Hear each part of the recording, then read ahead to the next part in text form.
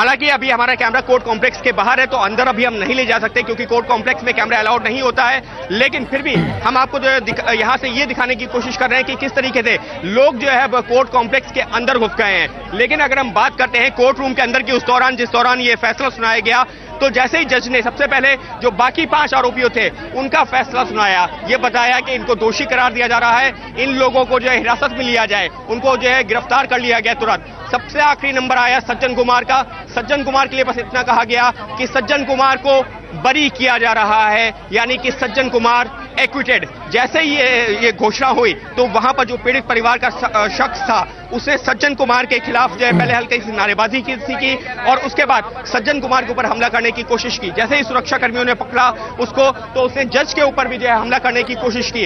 हमारे साथ मौजूद हैं आर डी राणा साहब, जो कि सज्जन कुमार के जो वकीलों का एक पैनल था उन्हीं में से एक थे। राणा साहब, आपसे जानना चाहूंगा, जो अदालत का फैसला आया है, अदालत ने अपने फैसले में सज्जन कुमार को बरी कर दिया है, क्या कहा है? सज्जन कुमार को बरी कर दिया, उनके खिलाफ कोई गवाही नहीं पाई गई है, 25 साल के बाद नाम लिया है उनके खिलाफ, इसलिए उनको बरी कर दिया गया है। लेकिन जिस दौरान ये फैसला सुनाया गया, सज्जन कुमार के ऊपर हमला करने की कोशिश की गई, जज साहब के खिलाफ भी नारेबाजी और उनके ऊपर भी हमला करने की कोशिश की गई, उस दौरान अचानक कोर्ट में क्या हुआ था? कोर्ट में कोई सरदार साहब उठे और उन्होंने कोई धमाका करने की कोशिश की, तो इसलिए उनको बाहर निकाल दिया गया। लेकिन अगर हम इस पूरे फैसले को देखते हैं, ये जो पूरा जो मामला था, ये दिल्ली कैंट में 5 सिखों की हत्या से जुड़ा हुआ था। सज्जन कुमार, जिनको मुख्य आरोपी बताया जा रहा था, ये कहा जा रहा था, जो अपने सीबीआई ने चार्जशीट दायर की थी उसमें भी सज्जन कुमार को मुख्य आरोपी बनाते हुए ये कहा था कि सज्जन कुमार ने लोगों को भड़काया था, जिसके बाद में ये पूरा हत्याकांड हुआ था। तो अदालत ने अपने फैसले में, अभी आप क्या ऑर्डर देख पाए हैं? नहीं देख पाए? अभी ऑर्डर नहीं देख पाए हैं, लेकिन सज्जन कुमार को भड़काने के लिए कभी भी नहीं कहा, सिर्फ एक बार एक एफिडेविट में कहा, बाकी बार बार जगदीश कौर बयान बदलती रही है और हर बार नया सज्जन कुमार के लिए एपिसोड लेके आई है। लेकिन इस मामले में जो दिल्ली पुलिस के कुछ जो कांस्टेबल थे या जो भी अधिकारी थे उस दौरान के, उन्होंने अदालत में बयान सज्जन कुमार के फेवर में दिया था। लेकिन सीबीआई ने ये कहा था कि ये दिल्ली पुलिस के जो जवान है, ये जो अधिकारी हैं, ये उस दौरान ये सज्जन कुमार के इशारे पर काम कर रहे थे, यानी कि पुलिस के ऊपर भी सवाल उठाए गए थे।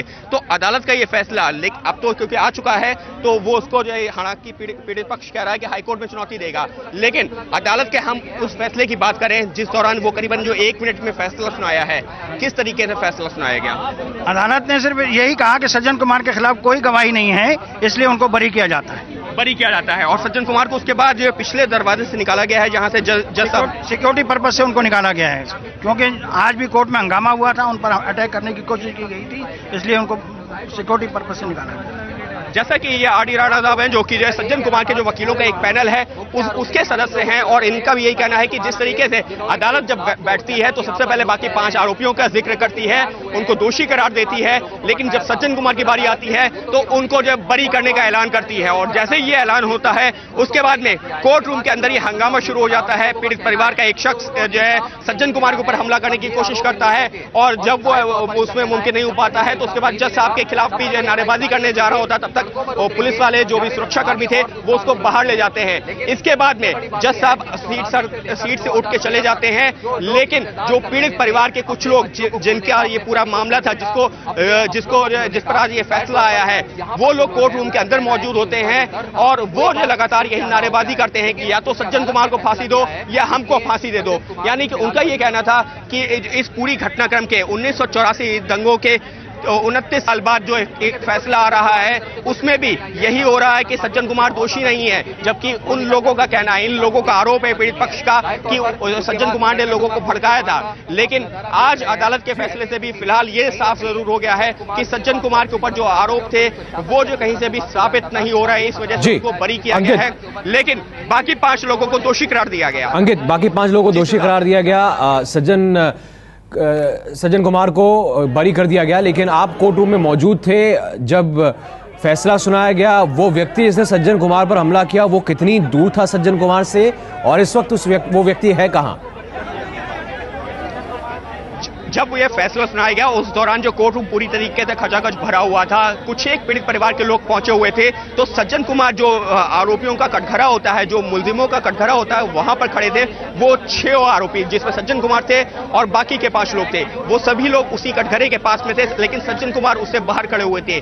तो जैसे ये जो है फैसला सुनाया जाता है, वो शख्स जो कि जो है पीढ़ी पकड़ी में था, वो अमूमन हमको यहाँ प्रदर्शन में भी नजर आता है। वो सज्जन कुमार से कह सकते हैं कि 1 से 1.5 कदम की दूरी पर होगा। जैसे ही फैसला सुनाया गया, उसने कोशिश की अपना हाथ चला करके सज्जन कुमार के ऊपर अटैक करने की। सज्जन कुमार का वो हाथ नहीं लगता है तो जो है पुलिस वाले, जो सुरक्षाकर्मी होते हैं, तब तक वो सचेत हो जाते हैं, वो पकड़ लेते हैं। लेकिन जब ऐसा वो देखता है कि सज्जन कुमार को जो है नहीं जो है छू पाया, तो उसके बाद में जज साहब को फैसले के खिलाफ नारेबाजी करने की कोशिश करता है, लेकिन तब तक सुरक्षाकर्मी मुस्तैद होते हैं, उसके मुंह पे हाथ रखते हैं और उसको जो है बाहर लिए जाते हैं। लेकिन राणा साहब, आपसे जानना चाहूंगा, क्या कहा जाए कि कोर्ट रूम के अंदर इस तरीके से अमूमन देखा नहीं जाता है कि आप आरोपी के ऊपर अटैक, जो आरोपी होता है उसके ऊपर अटैक कर दें, जज साहब के ऊपर के खिलाफ आप नारेबाजी करने लगे, तो अचानक ये क्या कहा जाए, गुस्सा था?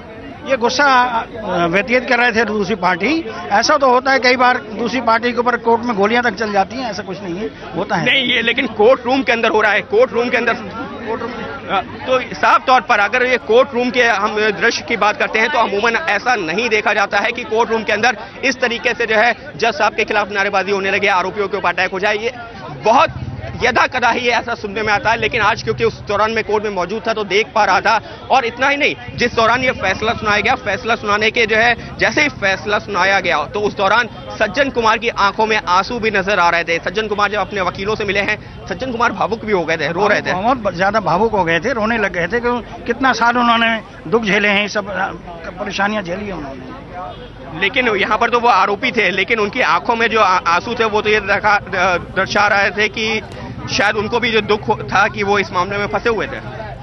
अब ये तो यही व्यतीत होता है, भावुक हो गए वो, आंखों में आंसू आ गए उनके, और आंखों में आंसू आ गए और उसके बाद में वो अपने वकीलों के साथ में सुरक्षाकर्मियों के साथ में उस रास्ते से बाहर चले गए जहां से जजेस कोर्ट रूम के अंदर अपना आते हैं, उस रास्ते से वो बाहर चले गए। लेकिन फिलहाल अगर हम कोर्ट के पूरे घटनाक्रम की बात करते हैं, करीबन 1.5 से 2 मिनट चला ये पूरा घटनाक्रम, और इस दौरान जो है हमको फैसला भी देखने को मिला और ये भी देखने को मिला कि किस तरीके से कोर्ट रूम के अंदर बाकायदा सज्जन कुमार के ऊपर हमला करने की कोशिश की गई और बाकायदा जो जज साहब जिन्होंने फैसला सुनाया उनके खिलाफ भी नारेबाजी करने की कोशिश की गई, लेकिन उस शख्स को बाहर ले जाया गया सुरक्षा कर्मियों के द्वारा।